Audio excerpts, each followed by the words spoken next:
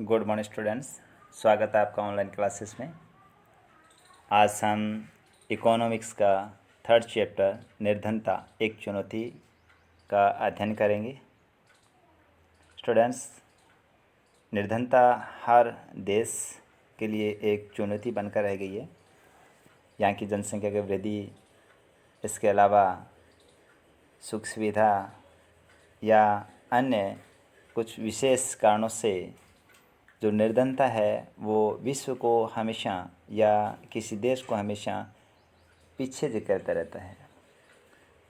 जिस प्रकार से हमारा देश अंग्रेज़ों की ग़ुलाम था और उस ग़ुलामी से हमें आज़ादी ज़रूर मिल गई, लेकिन आज बेरोज़गारी, निर्धनता, जनसंख्या वृद्धि, ये जो चीज़ें हैं वो हमेशा इसकी विकास में हमेशा बाधा बनकर उभर कर आई है।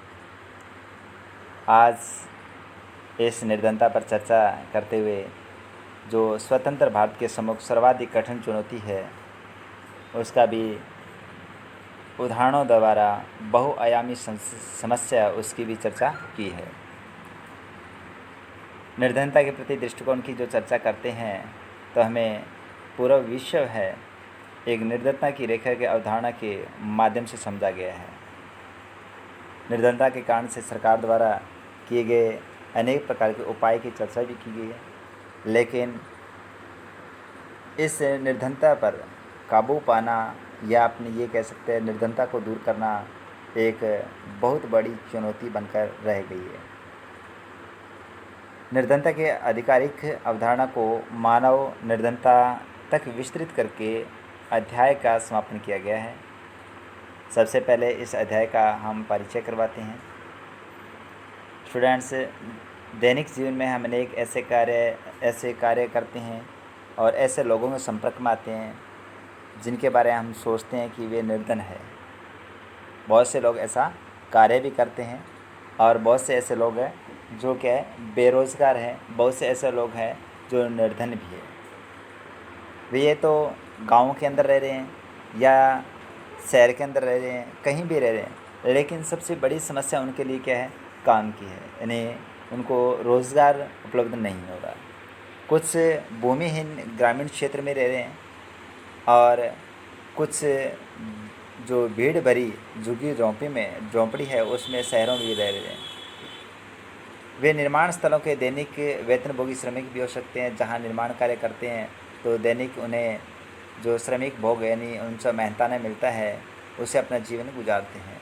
कुछ लोग ऐसे हैं जो ढाबे पे काम करते हैं, होटल है या फिर कहीं ड्राइवरी है या फिर हम रिक्शा चलाते हैं। ये सारे जो रेहड़ी पर काम करने वाले, सब्जी बेचने वाले, ये गरीबियों की श्रेणी में आते हैं। और ये जीवन किस प्रकार से निर्वाह करते हैं ये हमें अच्छी तरह से पता भी है कि लोग अपना जीवन निर्वाह करने के लिए किस प्रकार से इस बेरोज़गारी या हम ये कह सकते हैं इस महामारी, बेरोज़गार रूपी जो महामारी है उसका सामना कर रहे हैं। हाल ही में जो कोरोना चल रहा है यानी कोविड-19 है, उसके कारण से भारत देश के अंदर लॉकडाउन भी किया गया था और लॉकडाउन के कारण से बहुत से श्रमिक थे जो एक राज्य से दूसरे राज्य में अपने अपने घर की तरफ जा रहे थे। उनकी भीड़ को देखते ऐसा लगता है कि भारत के अंदर बहुत ज़्यादा गरीबी है। और ये गरीबी के कारण क्या है, इसका हम अनुमान लगाएं तो लगाएं किस क्षेत्र में। दूसरी बात यह है कि वो लोग जब घर पे जा रहे थे तो उनकी कहानी को हम सुनते हैं तो हमारी आंखों से आंसू बहने लग जाते हैं। दूसरी बात ये भी है कि यहाँ भारत के अंदर बाल श्रमिक है, उनकी भी संख्या बढ़ती जा रही है। जो बच्चे जिस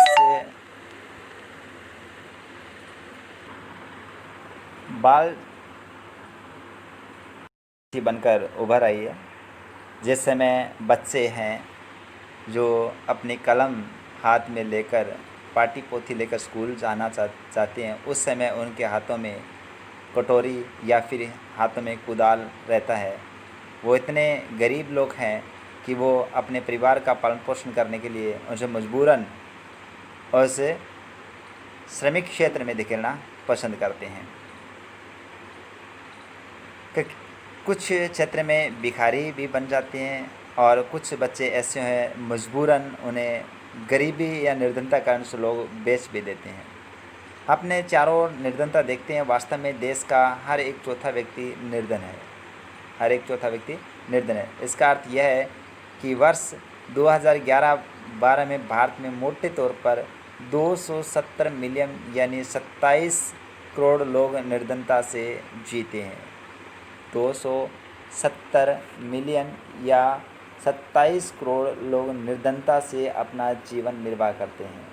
इसका मोटा मोटा रूप देखा जाए तो भारत में अभी भी निर्धनता है, लेकिन सरकार हर प्रयास करती है कि निर्धनता उन्मूलन कार्य चलाते हैं।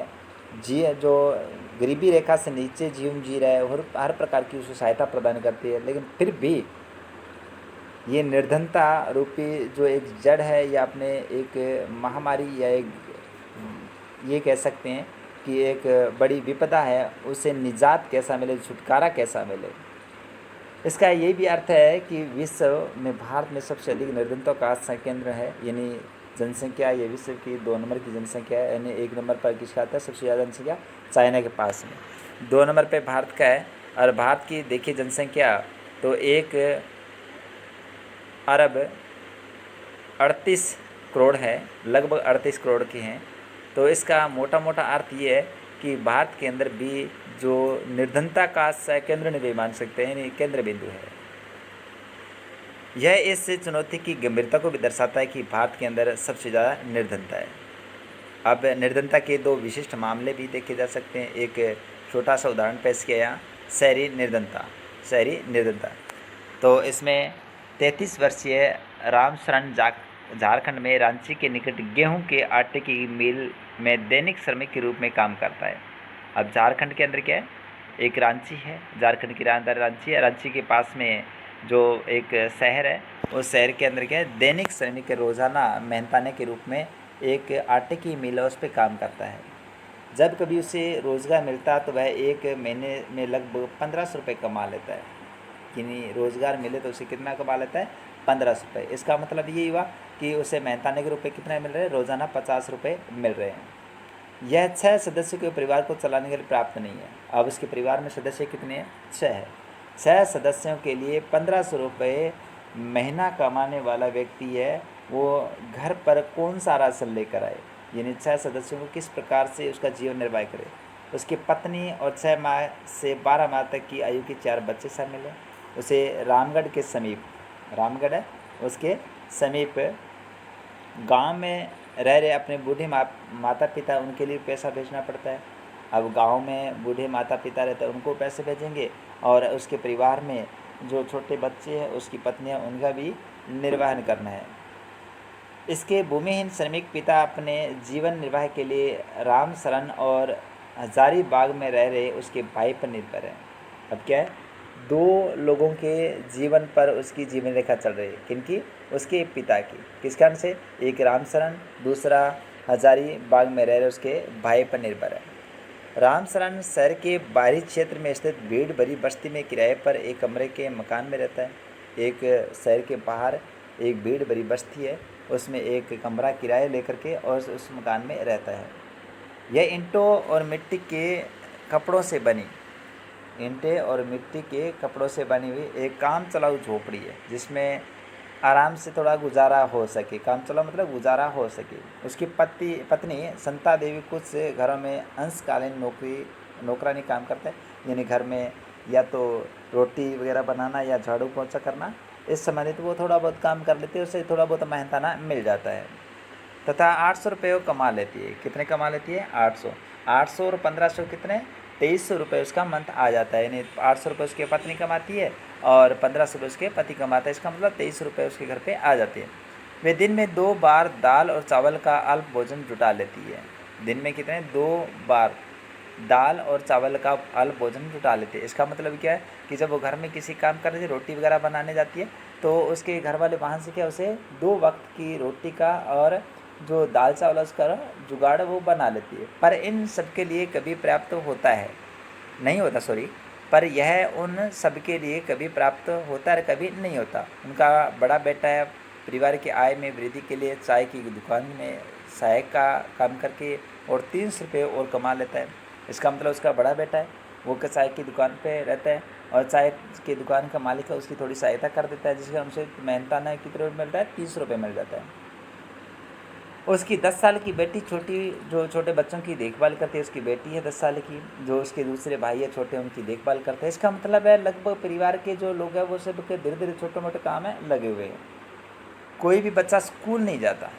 अब स्कूल कौन सा जाएगा? देखो, बड़ा बेटा है वो चाय की दुकान पे काम करता है, उसकी 10 साल की बेटी है वो छोटे बच्चों को देखभाल करती है। यदि वो छोटे बच्चों की देखभाल नहीं करे तो उसकी पिताजी और उसकी माताजी है वो काम पर कैसे जाए? तो इसका मतलब ये कि छोटा मोटा काम करके और वो क्या है, घर का वैसे संचालन करते हैं, लेकिन बच्चा स्कूल नहीं जाता। लेकिन उस वक्त वो पढ़ने की उम्र होती है, छोटी उम्र है, पढ़ने की उम्र होती है, लेकिन उस समय वो क्या है, अपनी जिम्मेदारियों से घिरे होते हैं।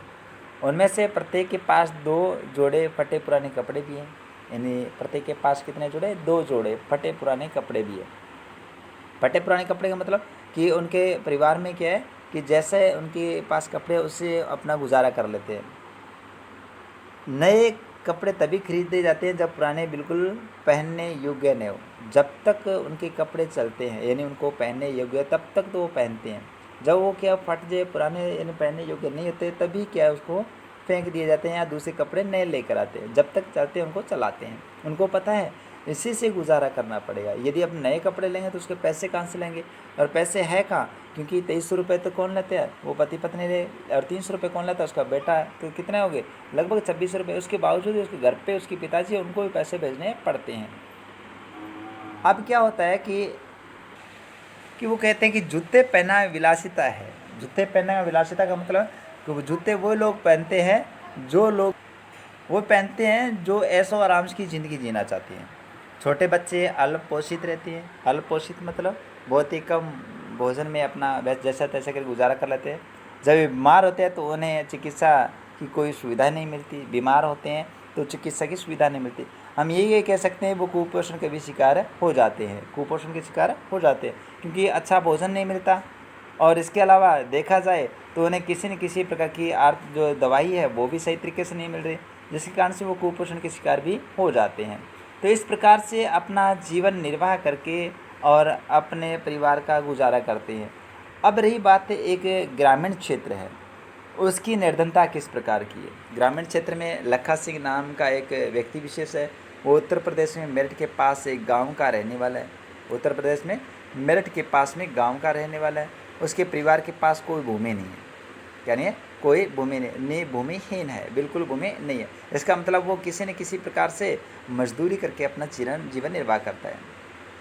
किसान के छोटे मोटे काम करता है, काम अनियमित होता है, कभी मजदूरी मिलती है कभी काम नहीं मिलता। इस कारण से वो कभी घर पर निठल्ला भी रहता है। आय भी वैसी होती है, कई बार उसे पूरे दिन के मेहनत के बदले 50 रुपये ही मिलते हैं, लेकिन प्राय खेतों में पूरे दिन मेहनत कराने के बजाय उसे वस्तु के रूप में कुछ किलोग्राम गेहूँ मिल जाती है। अब देखो, वो गाँव के अंदर रहता है तो गाँव में क्या है कि कई बार मेहनताना 50 रुपये मिलता है, पूरा दिन काम करता है। और कई बार ऐसा होता है उसे गाँव के लोग हैं वो क्या करते हैं, उसे मेहनताने के रूप से गेहूँ दे देते हैं, दाल सब्जी आदि मिल जाती है। तो वो सोचता है कैसे न कैसे गुजारा हो रहा है। उस घर में 8 सदस्य का परिवार है, 2 वक्त का भोजन भी नहीं जुटा पाता। अब देखो, गांव के अंदर रहने वाला 2 वक्त का भोजन है वो भी नहीं जुटा पाता। लखा सिंह गांव के बाहर एक कच्ची झोंपड़ी बना के रहता है। अब कच्ची झोंपड़ी बना के उसके 8 परिवार के सदस्य कितने? 8 हैं। परिवार की महिलाएं पूरा दिन खेतों में चारा काटने और खेतों में जलाने की लकड़ियां बीनने में गुजर जाती है। अब देखो, खेतों में चारा काट के लेते पशुओं के लिए, और क्या है, शाम को भोजन बनाने के लिए उसे लकड़ियों की आवश्यकता होती है। तो लकड़ियां क्या है, बीनना मतलब चुग कर चुन करके लेकर आती है, इकट्ठा करके लेकर आती है, ताकि शाम को भोजन बनाने के लिए लकड़ियों की आवश्यकता होती है तो वो लकड़ियाँ मिल जाए। इसके पिता की जो तपेदिक के मरीज़ थे, उसके पिता किसके मरीज़ थे? तपेदिक के मरीज़ थे, यानी हम ये कहते अस्थमा और ये श्वसन या फिर टीबी विशेष है, इस रोगों से ग्रसित व्यक्ति था और उनकी दवाई भी चलती है।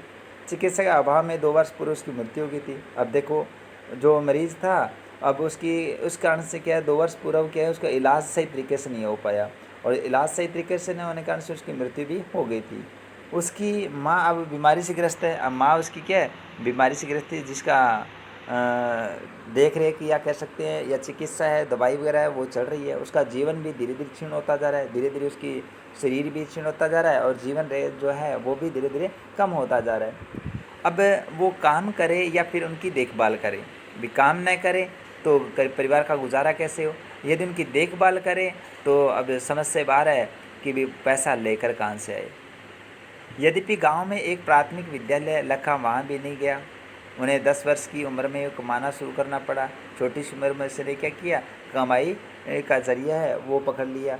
क्यों, उसको पता है परिवार का पालन पोषण करने के लिए कहीं कहीं जाना पड़ेगा, क्योंकि इसके पिता पहले बीमार थे और बीमारी के कारण से वो काम नहीं कर पाते थे, और काम नहीं करने के कारण से इस बेटे को क्या है, किसी न किसी के रोज़गार में लगना पड़ा। रोज़गार या अपने कह सकते हैं मेहनताना करना पड़ा। नए कपड़े खरीदना कुछ वर्षों में संभव हो पाता। ये नए कपड़े खरीदना होता ना तो वो कोई होली दिवाली या कोई त्यौहार विशेष था तो वो भले ही खरीद सकता, बाकी उनके असंभव स्थिति लगती है। यहाँ तक कि परिवार के लिए साबुन तेल का भी एक विलासिता है। इन साबुन और तेल का प्रयोग करना कहते हैं कि ऐशो आराम की ज़िंदगी है, वो भी बड़ी मुश्किल से मिलता था, जैसे कि बड़ी मुश्किल से मिलता था। तो हम ये कह सकते हैं कि उनका जीवन बहुत ही निर्धनता से गुजर रहा है। निर्धनता के उपरोक्त मामलों का अध्ययन करें तो निर्धनता से संबंधित निम्नलिखित मुद्दे हैं वो सामने आते हैं। एक तो निर्धनता का सबसे बड़ा कारण क्या है, भूमिहीनता, यानी ज़मीन नहीं है। दूसरा क्या है, बेरोज़गारी, यानी रोज़गार नहीं मिलता। तीसरा क्या है, परिवार का आकार बड़ा होता है। चौथा इसके अंदर पॉइंट है निरक्षरता, यानी लोगों को शिक्षा सही तरीके से नहीं मिलती, वो साक्षर नहीं है, पढ़ नहीं लिख रहे इस कारण से, क्योंकि गरीबी में क्या होता है, स्कूल भेजने का जो नियम है उनके लिए नाइंसाफ़ हो सकता है कह सकते हैं, या हम ये कह सकते हैं उनको स्कूल भेजना बहुत ही मुश्किल होता है, क्योंकि घर का पालन पोषण करने, घर को संचालन करने के लिए मजदूरी करना उसका प्राथमिकता होती है। खराब स्वास्थ्य, कुपोषण का शिकार हो जाता है, और बचपन में क्या है, बच्चों को श्रमिक बना देते हैं, मजदूर बनाते हैं, असहायता यानी किसी प्रकार सहायता नहीं मिलती। ये जो पॉइंट है वो निर्धनता के मुख्य कारण माने जाते हैं। तो इस निर्धनता के जो पॉइंट है इसके आधार पर हम अध्ययन करें तो उपरोक्त दोनों विशिष्ट उदाहरणों से हमें ये आयाम को दर्शाते हैं कि वे निर्धनता का अर्थ भूखमरी व आश्रय का न होना है। भूखमरी व आश्रय का न होना है, यह एक ऐसी स्थिति है जब माता पिता अपने बच्चों को विद्यालय नहीं भेज पाते। मैं तो ये कहता हूँ कि विद्यालय में कैसी भी स्थिति हो बच्चों को पढ़ाना चाहिए। बच्चों को जब तक शिक्षा नहीं दोगे तो बच्चा कामयाब नहीं होगा, और बच्चा कामयाब नहीं होगा तो ये निर्धनता गरीबी ऐसी चलती जाएगी, ऐसी चलती जाए। पहला जो बच्चों के लिए प्राथमिकता है वो शिक्षा है। विद्यालय भेजना बहुत ही ज़रूरी है, और विद्यालय नहीं भेजोगे तो ये गरीबी भी चलेगी और आप भुखमरी भी चलिए, सब कुछ ऐसा ही चलता रहेगा। इसलिए बच्चों को जैसे तैसे करके विद्यालय भेज के पढ़ाना चाहिए। कोई बीमार आदमी इलाज नहीं करवा पाता, जैसे विद्यालय नहीं भेज पाते, कुछ लोग क्या कहते हैं बीमार आदमी उसके इलाज नहीं करवा पाते। इलाज नहीं करवाने का कारण ये है कि बेरोजगारी, निर्धनता है। निर्धनता का अर्थ स्वच्छ जल और सफाई सुविधा का अभाव भी है। स्वच्छ जल नहीं मिलता, सफाई सही तरीके से नहीं हो सकती, स्वच्छ जल का अभाव रहता है, ये भी निर्धनता का एक कारण होता है। क्योंकि देखो स्वच्छ जल और सफाई नहीं रखोगे तो हमारे अंदर के बीमारियां पैदा होगी, और बीमारियां पैदा होगी तो हमारे पास जितना भी पैसा है वो बीमारियों में लगेगा, और तो हम निर्धन वैसे हो जाएंगे। इसलिए स्वच्छ जल और सफाई का विशेष तौर ध्यान रखिए। इसका अर्थ है नियमित रोज़गार की कमी भी है। रोज़ाना देखो नियमित रोज़गार नहीं मिलता ना, तो अब देखो 5 दिन रोज़गार मिला, 10 दिन नहीं मिला, तो 5 दिन का कितना चलेगा। लेकिन नियमित रोज़गार होना ज़रूरी है लोगों के लिए। न्यूनतम शालीनता स्तर का अभाव, आजकल तो क्या है शालीनता, जो हम ये कह सकते हैं व्यवहारवाद, जो व्यवहारिकता है, जो व्यवहारिकता इंसानियत है, उसका भी अभाव बहुत ज़्यादा है। अतः इसका अर्थ असहायता की भावना से जीना है। इस कारण से दूसरे लोग एक दूसरे की सहायता भी नहीं करते, और सहायता नहीं करने के कारण से हर प्रकार की मुसीबतों से वो घिर जाता है। निर्धन लोग ऐसी स्थिति में रहते हैं जिससे उनके साथ खेतों में, कारखानों में, सरकारी कार्यालयों में, अस्पतालों में, रेलवे स्टेशनों में और सभी स्थानों पर दुर्व्यवहार होता है। देखो निर्धन लोग होते हैं ना, उनमें हमेशा उनके साथ में भेदभाव होता है। आजकल तो गरीबी लोग हैं उनके साथ इतना भेदभाव होने लग गया है कि उसे छूने तक भी डरते हैं लोग। लेकिन सरकारी कार्यालय में भी बड़े बड़े अफसर है उसको धमका के बाहर निकाल देते हैं। अस्पतालों में सुख सुविधा है वो नहीं मिलती, रेलवे स्टेशन पर उन्हें बैठने नहीं दिया है, रेलवे में जो सफ़र करते हैं तो उनको सही तरीके से जो सुविधाएँ वो नहीं मिलती। नहीं कुछ न कुछ उनके साथ दुर्व्यवहार होता है, जिस कारण से वो क्या पिछड़ जाए, मानसिक रूप से पिछड़ जाते हैं। वो शारीरिक रूप से तो पिछड़ते हैं, मानसिक रूप से भी पिछड़ जाते हैं। स्पष्ट है, कोई भी निर्धनता से जीना नहीं चाहता, लेकिन फिर भी क्या होता है कि ये दिन उसे देखने पड़ते हैं।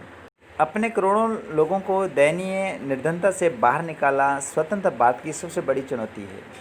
महात्मा गांधी ने हमेशा इसी पे बल दिया था कि भारत सही अर्थों में तभी स्वतंत्र तो होगा जब निर्धन व्यक्ति की मानवीय व्यथा से मुक्त होगा। यानी यहाँ निर्धनता से व्यक्ति मुक्त होगा और मानवीय व्यवहार होगा, तभी क्या होगा कि ये पूरा भारत स्वतंत्र होगा। स्वतंत्रता तभी कहलाएगी। आज जो हमारी सरकार ने आत्मनिर्भर भारत जो एक स्लोगन दे रखा है, जिसके कारण से हर व्यक्ति विशेष को ये कहा गया कि आप आत्मनिर्भर बनो। तो आत्मनिर्भर तभी बनते हैं जब हम थोड़े शिक्षित होंगे। ठीक है जी, तो आज के लिए इतना ही, धन्यवाद। कल हम नेक्स्ट पॉइंट पढ़ेंगे, सामाजिक वैज्ञानिक की दृष्टि से निर्धनता।